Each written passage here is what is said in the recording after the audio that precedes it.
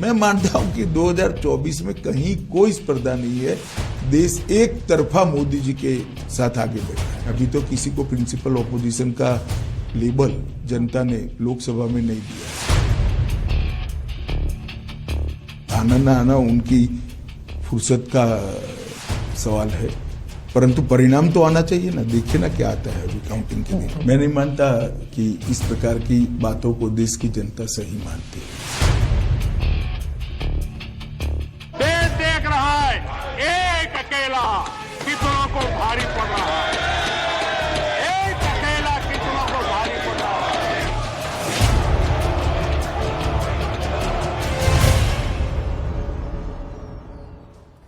After Prime Minister Narendra Modi threw down the gauntlet in the Rajya Sabha for the 2024 elections, saying "एक आदमी सब पे भारी पड़ रहा है," Union Home Minister Amit Shah has reiterated that stand, saying there's no principal opposition in the country to take on the track record of the Modi government. He said that the Prime Minister's policies have transformed the nation into a major global power with social welfare measures reaching the poorest of the poor. Amit Shah said the government's Vikas drive will power its 2024 campaign. On Rahul Gandhi's Bharat Jodo Yatra, Mr. Shah said that allegations that the BJP is rattled are baseless, adding that Rahul Gandhi is yet to prove the election impact of the political campaign. So has the Home Minister reaffirmed the Modi versus all scenario for 2024? Before I bring in the guests, let's listen in to what Home Minister told ANI's Editor-in-Chief, Smita Prakash.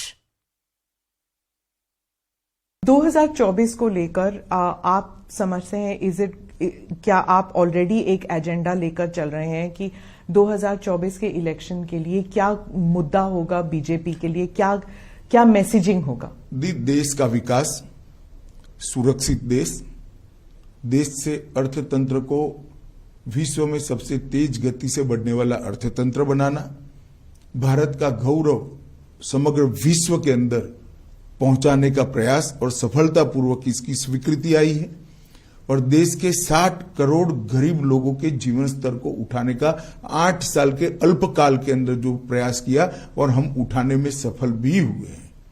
और ढेर सारी सिद्धियां, railway में आमूलचूल परिवर्तन हो रहा है, अंतरिक्ष के क्षेत्र में नई नीति बनकर आज हम अंतरिक्ष के क्षेत्र में भी लीडर बनने के लिए तैयारी कर रहे हैं।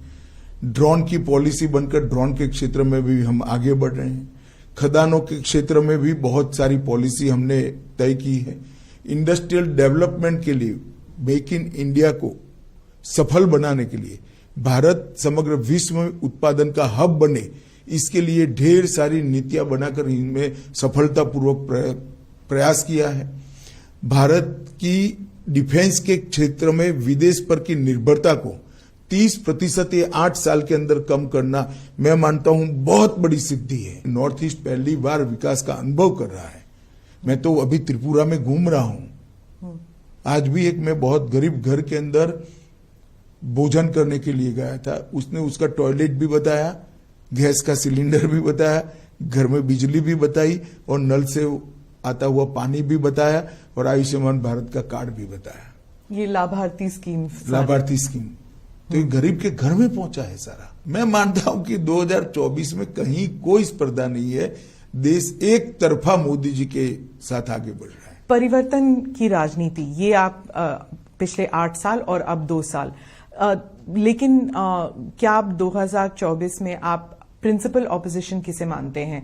Congress led by Rahul Gandhi? ये तो देश की जनता ने तय करना है। अभी तो किसी को प्रिंसिपल ऑपोजिशन का लेबल जनता ने लोकसभा में नहीं दिया है। लेकिन भारत जोड़ो यात्रा के बाद अब तो ऐसे ही लग रहा है कि मोदी जी के खिलाफ तो अब राहुल गांधी ही खड़े होंगे, क्योंकि ममता जी वगैरह तो देखिए ना, 3 राज्यों में चुनाव है, कितना असर होता है। राहुल गांधी तो आए नहीं कैंपेन करने के लिए, त्रिपुरा तो आए नहीं। वो आना ना आना उनकी फुर्सत का सवाल है, परंतु परिणाम तो आना चाहिए ना। देखिए ना क्या आता है अभी काउंटिंग के दिन। लेकिन कांग्रेस 3 राज्यों में है, नागालैंड, मेघालय और त्रिपुरा। तीनों पुराने कांग्रेस के राज्य हैं जी। कितनी मजबूती मिलती है देखते हैं परिणाम में।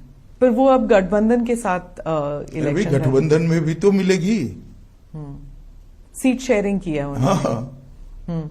लेकिन कांग्रेस पार्टी कहती है कि राहुल गांधी के भारत जोड़ो यात्रा से बीजेपी काफी रैटल हो गई है, डर गई है कि राहुल गांधी का इमेज चेंज हो गया है। चलिए, वो उनका एक विचार है। मैं नहीं मानता कि इस प्रकार की बातों को देश की जनता सही मानती है। Let me bring in my guests. R.P. Singh continues to be with us. Dr. Anika Mehrotra, Congress spokesperson, and Smita Prakash, who interviewed Mr. Shah, is joining us live as well.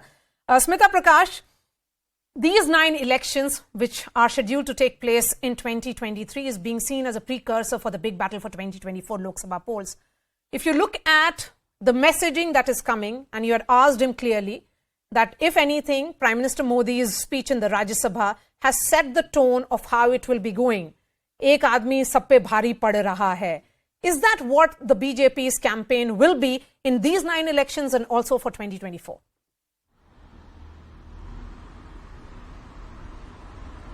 See, I think they keep changing their messaging depending, because they are state elections. So they keep changing some of the messaging that they do. So like in the northeastern states which are going to polls in that's Tripura, Meghalaya and Nagaland, their messaging is towards provide that they have mainstreamed everybody in the northeast. There is no isolation of the northeast. So these are things which they are talking in the northeast, and they talk about the Labhartis which you just ran about how they are providing the basic necessities. But when he went, like on Saturday, Amit Shah was in Karnataka. Yes. So there the messaging changes. There he talks about Tipu Sultan. There he talks about Hindutva. So their messaging changes depending on which state they are in. But the programs are on schedule. So what he was talking about, whether it's defense sector, whether it is the agriculture sector, whether it's internal security, those programs will stay in place. But the messaging for each state changes as they go. It's not that one message which,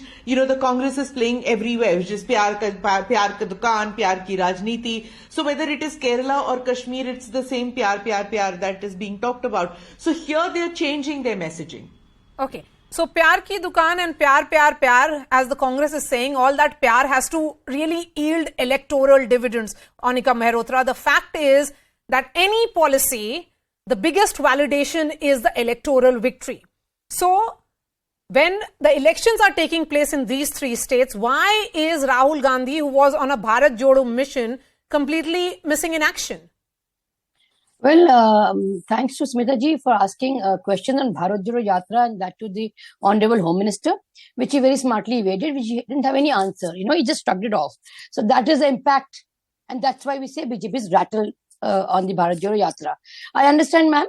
It's difficult times and challenging time for the Modi government, and they all are in monkey mode. See no Adani, hear no Adani, talk no Adani. This is what they are in. And that is the fear factor, and that's why they are, running from pillar to post to ensure that the collective wisdom on which they've attacked our country, still remains intact and still are under the cloud of what they say. So I think this is the policy, and that's why they are seen everywhere trying to create a false narrative. But it's not needed now. You see, the people have enough. It's high time. People have told them now. I think are going to tell them that practice what you preach. Okay. You don't do that. The point being made by Anika Mehrotra before I bring in R.P. Singh is that the BJP is rattled. Did he look rattled in that interview? Absolutely. He was like evading the question. I'm happy that man could actually have the... Okay, let Smita Prakash respond to that, because it is she who interviewed Mr. Shah. Yes, please. Go ahead. Well, that was the exact word that I used, rattled. I asked that exact term I used, saying that the Congress says that you are rattled. And he just dismissed it because, I don't think he was rattled one bit. But the fact is that the Congress did, I think, not in the interview, but outside the interview, speaking with the BJP people, I think some of them are... what should I say, have a sense of respect, I think, for Rahul Gandhi, if nothing else, for the fact that he is doing something. That, you know, they can't make that charge anymore that he does nothing. I think in that respect, Rahul Gandhi has proven his naysayers wrong in you know, saying that he just goes off on holiday, he does nothing. At least something is happening, and the BJP, I think, respects it in some quarters. At least there is a respect that he is doing something, and the Congress has gotten out of this mode of, you know, which everybody had said, this, you know, lazy kind of opposition where you just wait for something to happen and you so react. then in that Here case, was a proactive thing, which is the Bharat Jodo Yatra. So RP Singh, so there is a grudging acceptance and appreciation also that Rahul Gandhi is no longer a reluctant politician, someone who can be on a yatra which is for so many days, will be seen as a politician, may not be a challenger, but definitely a serious politician.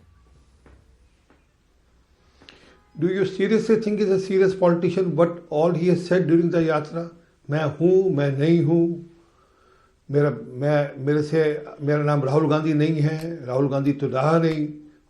What all he has said, I mean, do you still think he is serious? Then please go through the memes which have been run on the WhatsApp and the social media about his all utterances which he has made during the Bharat Jodo Yatra. But that point aside, when to be a serious politician, you need to slog hard. I mean, by merely doing a yatra. But he did that. I think he should accept that, you know, from being seen as a politician who used to parachute in and out of politics, Rahul Gandhi on a yatra for so many days will be a politician. RP Singh, come on now. Okay. I mean, your leaders accept it. Can I complete? I mean, I'm part of the party and I've been working in party for 45 years. So please give me some grace. Sure. So issue is, I mean, politician is one who goes head on and contests and take elections head on, who doesn't duck elections, who knows that he will put all his stake for the election and then ensure that his party wins elections. Where was he in Gujarat? So man has to be serious, because if he's a politician and running a political party, and then initially they were confused whether this yatra is a political yatra or an NGO or some social cause yatra. Now later on they have tried to project Mr. Rahul Gandhi as a politician now after the yatra. Do you think he's serious? Okay, Dr. Anika I don't think he's serious. I mean, the real test or a kasauti of any campaign or a policy is election, you know, is electoral success. So first in Gujarat he was missing. He really skipped that region. A poll-bound state, he doesn't really campaign. Now in these three states which are going to polls, again he is missing. So what is the purpose of a yatra of this nature? कोई campaign का success कैसे आप barometer क्या होगा? Ma'am, unlike the BJP, it is not the triple engine and double engine where only two of them are seen. It's the entire Congress workers, Congress leaders, Kharge, all of them you see going in campaigning, speaking about it, framing policies. See, BJP at this juncture, ma'am, is a failed government with failed visions. So they are trying to come back again with another faulty directive, the third time attempt. That will not run collectively. As I said, the collective wisdom of the country, if you think you can blur it by all the time attacking the opposition and going back to Nehruji, why don't you have the surname? These things will not run. People at the, you see, you change your stance from 8 million to 11 million Jal Yojana. So the trust, there is a trust. Let me give the final words. I have just enough time for Smita Prakash. Smita Prakash, this is an interview which has multiple news points. According to you, as the one who interviewed Mr. Shah, what according to you is the biggest news point? Look, before I come to that, what RP Singh said, like if you see, you mentioned also electorally. Look, Tripura is the third smallest state in the country, right? See what the BJP did. Mr. Modi visited twice. Amit Shah campaigned twice. They had Hema Malini, Rajnath Singh, Yogi Adityanath. They had so many, Mithun Chakravarti, Suvendu. They had so many people. Why should it matter so much to the BJP to win a small state like Tripura? It sends in only 2 MPs, if I'm not mistaken, to the Lok Sabha. Sabha. And in spite of that, they have rallies, they have, road shows and everything. And every state is fought like this. So what was the main thrust? You asked me about Maria, you asked me about the interview. The main thrust of the interview, if I was to just point out one or two things, is that they are on the ball all the time. They function as a single unit. Nobody sees that, oh, okay, Tripura is in the northeast. मैं क्या कर रही हूँ? मैं तो मथुरा की MP हूँ, मैं त्रिपुरा में क्यों जाऊँ?